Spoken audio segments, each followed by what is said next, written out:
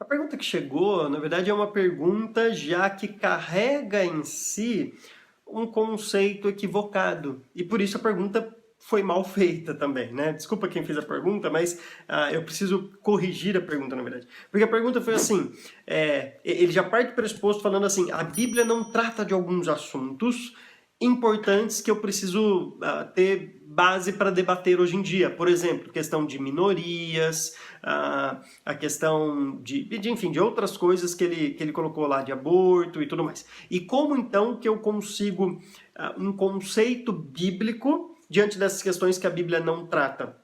Bom, então primeiro eu preciso falar para você que sim, a Bíblia trata de muitos desses conceitos, muito desses conceitos.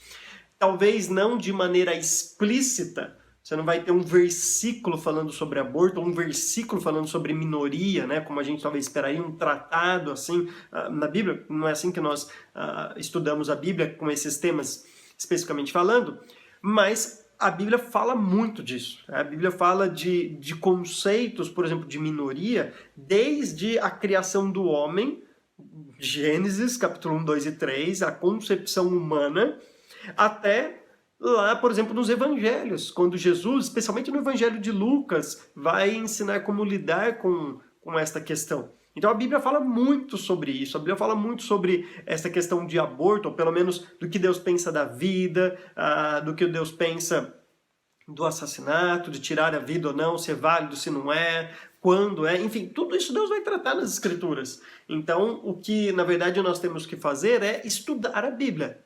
Estudar a Bíblia para encontrar nas Escrituras respaldo para esses nossos argumentos. De fato, a sua intenção com essa pergunta é boa. A argumentação não pode ser baseada nos seus achismos ou a esmo ou qualquer coisa no vácuo, assim, né? Com as suas ideias. O seu embasamento nas discussões de um cristão deve ser sempre baseado na Bíblia, na palavra de Deus.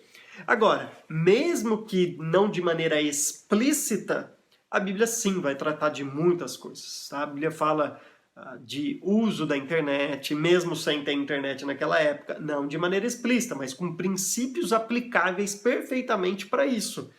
O que a gente precisa saber é encontrar estes princípios e aplicar para estas realidades, esses debates que nós temos.